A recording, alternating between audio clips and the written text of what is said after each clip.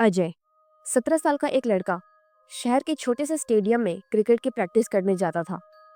वो क्रिकेट का बहुत शौकीन था और दिन रात सिर्फ इसी खेल के बारे में सोचता था। शहर के और भी बच्चे के मुकाबले वो ज्यादा मेहनत करता और हमेशा बेहतर खेलने की कोशिश करता था। ये स्टेडियम आमतौर पर दिन में भी ज्यादा नहीं भरा करता था, लेकिन रात के समय तो बिल्कुल सुनसान हो जाता था। अजय को ये स्टेडियम इतना शांत और एकांत पसंद था कि उसे वहां प्रैक्टिस करने में एक अलग तरह का सुकून मिलता था। एक दिन वो सुबह से ही खेलने का मन बना चुका था और उसने सोचा कि आज देर रात तक प्रैक्टिस करेगा। उसने अपनी बैट और बॉल ली और स्टेडियम की ओर चल पड़ा। जैसे ही वो स्टेडियम पहुंचा, उसने देखा कि उस दिन स्टेडियम में कुछ ही लोग थे। सुबह से वो प्रैक्टिस में लग गया और शाम तक प्रैक्टिस कर रहा था। अंधेरा फैल चुका था और आसपास की बत्तियां भी हल्की हल्की जल रही थी। अजय ने अपनी प्रैक्टिस जारी रखी और बॉल को जाल में मारने की कोशिश करने लगा। तब तक स्टेडियम सुनसान हो चुका था। उसकी गेंदों की आवाज इको होकर स्टेडियम में गूंज रही थी। उसे महसूस हो रहा था जैसे किसी और की आवाज भी बारी बारी से सुनाई दे रही हो, लेकिन उसने इसे अनसुना कर दिया। कुछ देर बाद अजय को महसूस हुआ कि किसी ने उसका नाम पुकारा है। उसने सिर घुमाकर चारों ओर देखा, लेकिन वहां पर कोई नहीं था। अब हुआ क्या कि अपना नाम सुनकर उसकी हल्की सी धड़कन बढ़ने लगी, लेकिन फिर उसे लगा शायद उसका मन का वहम होगा। वो फिर से प्रैक्टिस में लग गया, लेकिन फिर से उसे एक आवाज सुनाई दी, अजय। इस बार ये आवाज बहुत पास थी। उसकी आंखें चौड़ी हो गई और उसने डर के मारे बॉल को फेंक दिया। वो डर से बर्फ की तरह ठंडा हो गया था। उसने सोचा ये क्या हो रहा है। वो बारी बारी से हर जगह देखता, लेकिन वहां कोई नजर नहीं आता। स्टेडियम बिल्कुल सुनसान था। उसने सोचा कि बहुत थकने के कारण उसको वहम हो रहा होगा, तो वो फिर से अपनी प्रैक्टिस करने का मन बनाकर बॉल उठाने के लिए गया। लेकिन उसकी नजरें अचानक क्रीज के पास पड़े एक पुराने जूते की ओर गई। अजय ने ध्यान से देखा। वो जूता ऐसा लग रहा था जैसे बहुत समय से वहां पड़ा हो। उसके पास कोई और नहीं था। फिर उसने सोचा कि अगर यहाँ कोई नहीं है तो ये जूता अचानक वहां कैसे आ गया। वो धीरे धीरे उस जूते की ओर बढ़ा। जैसे ही उसने उसे उठाया, उसके हाथों में एक पुराना फटा कागज गिरा। वो कागज उसी जूते के अंदर रखा हुआ था। कागज पर कुछ लिखा हुआ था, लेकिन लिखाई इतनी धुंधली थी कि उसे समझ नहीं आ रहा था। तो कागज को वो जेब में डालकर फिर से अपने प्रैक्टिस में लग गया। लेकिन अब उसकी हर गेंद पर उसे ऐसा महसूस हो रहा था जैसे कोई उसे घूर रहा है। अजय ने अपनी आंखें घुमाई, लेकिन फिर भी वो नहीं देख सका कि कोई था या नहीं वहां। अब उसे हर गेंद पर एक अजीब सी खलल महसूस हो रही थी। उसे लगा जैसे उसका संतुलन बिगड़ने लगा है। अचानक स्टेडियम की एक लाइट फिर अचानक ही बंद हो गई। अजय के शरीर में हल्का सा कंपन हुआ।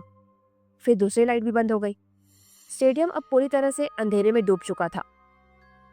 अजय को अब पूरी तरह से डर लगने लगा। उसे लगा कहीं कोई देख तो नहीं रहा है। वो जल्दी से अपनी बैट लेकर स्टेडियम की गेट की तरफ बढ़ा। लेकिन जैसे ही उसने गेट का हैंडल पकड़ा, अचानक उसके शरीर में अजीब सी सिरहन दौड़ गई। तभी उसे महसूस हुआ जैसे किसी ने उसे कंधे से पकड़ लिया हो। अजय की धड़कन तेज हो गई। वो जल्दी से पलटा, लेकिन कोई नहीं था वहां। वो बुरी तरह से डर गया, मगर उसने सोचा कि वो सिर्फ थकावट के कारण ऐसा महसूस कर रहा है। वो गेट खोलकर बाहर निकलने की कोशिश करने लगा, लेकिन गेट खुल ही नहीं रहा था, जैसे किसी ने उसे बंद कर दिया हो।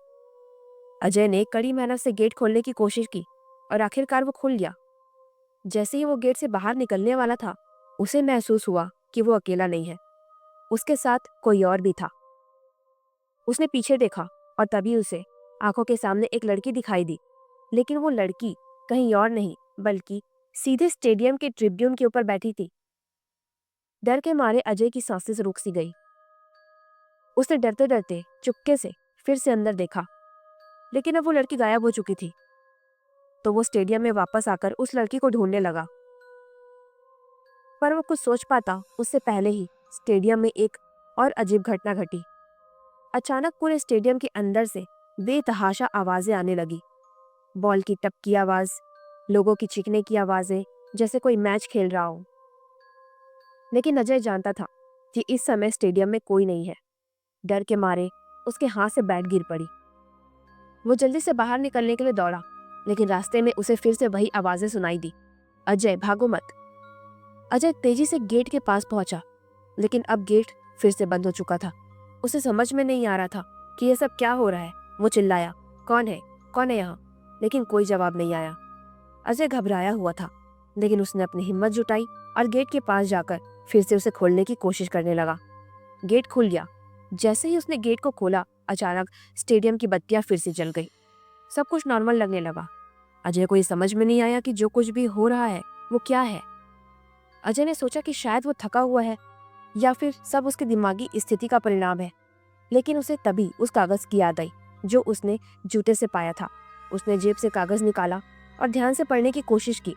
उसमें लिखा था, जो भी रात में यहाँ प्रैक्टिस करेगा वो कभी बाहर नहीं जा पाएगा। अजय के रोंगटे खड़े हो गए। उसका चेहरा सफेद पड़ गया। उसने सोचा कि ये क्या मजाक है। उसने फिर से अपने कदम बढ़ाए, लेकिन अब स्टेडियम का माहौल कुछ अलग ही था। किसी ने जैसे उसकी तरफ देखा हो और वो ये महसूस कर पा रहा था। उसने मन ही मन ठान लिया कि वो ये खेल खत्म करेगा। लेकिन जैसे ही वो मैदान में वापस गया, उसे लगा कि कहीं कुछ तो गलत हो रहा है। उसने बॉल को फेंका, लेकिन गेंद ने ऐसा रास्ता लिया जैसे उसे कोई और कंट्रोल कर रहा हो। वो बिल्कुल उल्टी दिशा में चली गई। फिर अचानक उसके कानों में फिर से वही आवाज आई कि तुम नहीं जा सकते। अजय ने डर के मारे बॉल को वहीं गिरा दिया और फिर से गेट की ओर दौड़ा। गेट वापस बंद हो गया था। बड़ा अजीब सा गेम चल रहा था। तो अजय चिल्लाया, मुझे जाने दो, लेकिन कोई नहीं आया। अब अजय का विश्वास पूरी तरह से टूट गया था। वो घबराया हुआ था, लेकिन फिर उसे महसूस किया कि वो अकेला नहीं था। किसी की नजरें उसकी पीठ पर बनी थी। उसने पलट कर देखा, लेकिन कोई भी नहीं दिखा। अजय अब स्टेडियम में कुछ और ही महसूस कर रहा था। अब उसके दिमाग में बात आ गई कि कहीं ये स्टेडियम भूतिया तो नहीं। वो स्टेडियम से बाहर निकलने के लिए लगातार कोशिश करता रहा, लेकिन हर बार उसका रास्ता बंद होता गया।